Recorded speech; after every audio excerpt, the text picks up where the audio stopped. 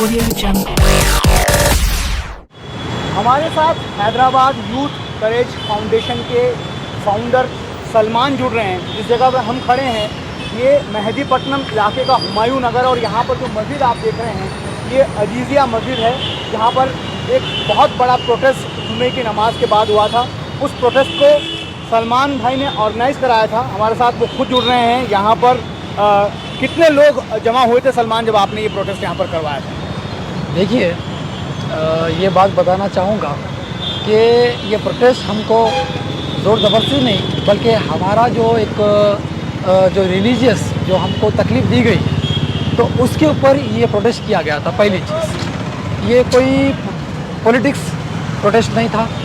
ये एक सिर्फ हमारे जो हमको तकलीफ़ पहुंचाई गई थी, जो नकुल शर्मा जो बीजेपी की स्पोक पर्सन थी, उसके ख़िलाफ़, क्योंकि उसको पार्टी से तो निकाला गया, बट एक दोहरा चौरा जो बीजेपी का है उसको सिक्योरिटी भी दी गई साथ ही साथ। जो दिल्ली में जो पुलिस है, जो वहाँ की मरकज़ी हुकूमत मतलब बीजेपी है, उसको संभालती है, तो उसको सिक्योरिटी दी जाती है। तो हमको तकलीफ़ इस बात की थी कि जब उस औरत की वजह से कई लोगों की जान जा रही है, मगर उस औरत को बीजेपी हुकूमत अगर जेल नहीं भेजती, मजलूम लोगों के ऊपर गोलियां चलाती है, तो ये कहाँ का इंसाफ है। तो ये प्रोटेस्ट हम सिर्फ महज एक 8 घंटे पहले मैंने कॉल दिया था। उसके बाद ये समझिए कि बस चाहने वाले मोहम्मद मुस्तफ़ा सल्लल्लाहु अलैहि वसल्लम की शान में उनकी मोहब्बत बताने के लिए 1 लाख के करीब लोग जुड़ गए थे। आप ये आरोप अब आपके जो विपक्षी दल के लोग हैं ख़ास तौर पर, वो ये कह रहे हैं कि आपने धर्म की आड़ में हंगामा करने की कोशिश की। देखिए, हमेशा हिंदुस्तान की तारीख रही है, कोई भी प्रोटेस्ट हो, या सिखों ने जब भी प्रोटेस्ट किया था अपने हक़ के लिए, ये हक़ की लड़ाई है। वो लोग अपने हक़ के लिए लड़ रहे थे तो उनको खालिस्तानी बोला जा रहा था। अगर कोई क्रिश्चियन अपने हक़ के लिए लड़ाई लड़ता है तो उसको मुआइज बोला जाता है। अब अगर हम अपने हक़ के लिए हम अगर लड़ रहे हैं तो हमको आतंकवादी बोले या धर्म की आड़ में कुछ दंगा फसाद ये लोग बोले तो हमको कोई फ़र्क नहीं पड़ता। अल्लाह देख रहा है और अल्लाह बेहतर जानता है कि हम किस नीयत से यहाँ पर उतरे थे, और यहाँ पर कोई हम ऐसे भी नारे नहीं लगाए जिसके हिंदुस्तान को जो है ना हम खिलाफ थे, यहाँ के लोगों के खिलाफ थे। हम तो हमारे हुजूर की शान में जो गुस्ताखी की गई थी, उस नकुल शर्मा जो गलीज़ औरत जो बीजेपी की स्पोक पर्सन थी, उसके खिलाफ हम उसको ये बोल रहे थे कि उसको अरेस्ट किया जाए। क्योंकि देखिए, हिंदुस्तान की तारीख ऐसे मुसलमान भी दी है। हम तो चाहते हैं कि भाई हिंदुस्तान के अंदर दूसरा टीपू सुल्तान भी पैदा हो जो अंग्रेज़ों से लड़े थे। हम तो चाहते हैं कि हिंदुस्तान में दूसरा मीर उस्मान अली बादशाह भी पैदा हो जो जितना टनों की तादाद में सोना दिए थे हिंदुस्तान की हुकूमत को। हम तो चाहते हैं कि भाई एक ऐसे मुसलमान लीडर पैदा हो जो है ना हिंदुस्तान को आगे लेके जाए, जैसा कि हमारे मौलाना आज़ाद, अब्दुल कलाम आज़ाद, उनकी भी क्या कुर्बानियाँ हैं। तो हम भी चाहते हैं कि भाई कि हिंदुस्तान में ऐसे भी मुसलमान पैदा हो।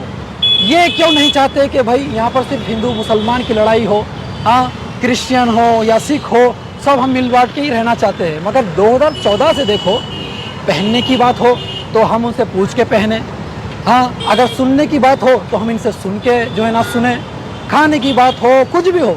आप देखो, पर्दे को लेकर हिजाब का मसला बनाया गया, अज़ां का हो। 2014 से पहले तो अज़ां से तकलीफ नहीं थी, हिजाब का मसला 2014 से तो नहीं था। अब 3000 किलो एक अडानी पोर्ट पर ड्रग्स पकड़े जाता है तो मीडिया में इतनी चर्चा नहीं होती। अगर 1 किलो गाय का गोश्त अगर पकड़े जाता है तो मीडिया में चर्चा होती है। तो ये किस बात का मतलब ये इंसाफ है बताओ? 3000 किलो ड्रग्स पकड़े जाता है अडानी पोर्ट पे तो मीडिया उसको उछालती नहीं।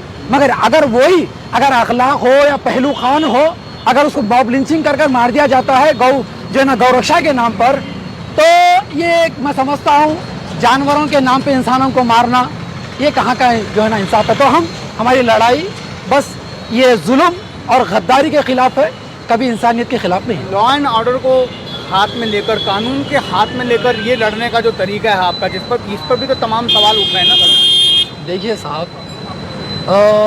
ऐसा है कि जब ना आपको आज़ादी मांगने से नहीं मिलती ना, तो आपको छीनना पड़ता है।